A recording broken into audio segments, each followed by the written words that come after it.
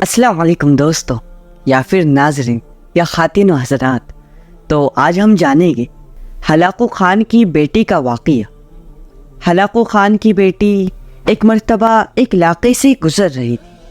اس کی نظر ایک مجلس پر پڑتی ہے۔ وہ لوگوں سے پوچھتی ہے کہ یہاں پر بھیڑ کی جمع ہے، لوگ اکٹھا کیوں ہوئے ہیں؟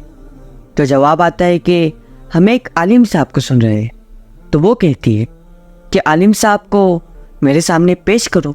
اب تاتاری قبیلے کی شہزادی تھی، تو لوگ عالم صاحب کو اس کے سامنے پیش کرتے ہیں۔ تو شہزادی عالم صاحب سے سوال پوچھتی ہے کہ کیا تم اللہ پر ایمان نہیں رکھتے؟ تو عالم صاحب کہتے ہیں کہ یقیناً رکھتے ہیں۔ تو وہ پوچھتی ہے کہ کیا تم اس بات پر ایمان نہیں رکھتے کہ اللہ جسے چاہے غالب کرتا ہے؟ تو عالم صاحب کہتے ہیں کہ جی ہم اس بات پر ایمان رکھتے ہیں کہ اللہ جسے چاہے غالب کرتا ہے۔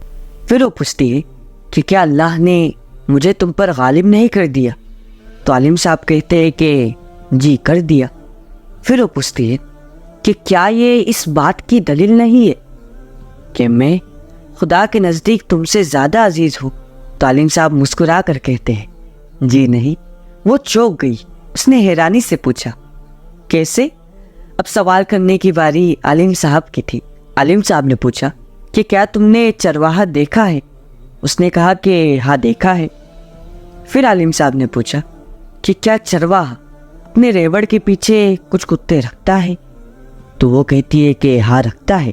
پھر عالم صاحب پوچھتے ہیں کہ اگر ریوڑ میں سے کچھ بھیڑ دور چلی گئی ہو اور لاکھ کوششوں کے بعد بھی واپس نہ آتی ہو تو چرواہا کیا کرتا ہے؟ تو شہزادی کہتی ہے کہ چرواہا اپنے ان کتوں کو ان بھیڑوں کے پیچھے چھوڑ دیتا ہے جو لاکھ کوششوں کے بعد بھی واپس نہ آتی ہو۔ پھر عالم صاحب پوچھتے ہیں کہ چرواہا اپنے ان کتوں کو ان بھیڑوں کے پیچھے کب تک چھوڑے رکھتا ہے؟ تو شہزادی کہتی ہے کہ جب تک وہ بھیڑ اپنے مالک کے پاس لوٹ کر نہ آ جائے۔ تو عالم صاحب کہتے ہیں کہ ٹھیک اسی طرح تم تاتاری لوگ ہم مسلمانوں پر اللہ تعالیٰ کی اور سے مسلط کیے ہوئے وہ کتے ہو کہ جب تک ہم اس کی آیتوں سے منہ پھیرتے رہیں گے، اس سے دور بھاگتے رہیں گے، تم اس وقت تک ہم پر مسلط کیے رہو گے، اور جب ہم اس کی طرف لوٹ گئے اس وقت تم ہم سے ہٹا لیے جاؤ گے۔ دوستو ہمیں اس واقعے سے سبق ملتا ہے کہ ابھی کے حالات تو کیسے چالے آپ کو معلوم ہی ہے کہ کوئی بھی بابا اٹھ جاتا ہے اور ہمارے نبی کی شان میں گستاخی کرتا ہے، صرف بابا ہی نہیں کوئی بھی۔ تو یہ سب کیوں ہو رہا ہے؟ کیونکہ ہم اللہ سے دور بھاگ رہے ہیں، اس کی آیتوں سے منہ پھیر رہے ہیں۔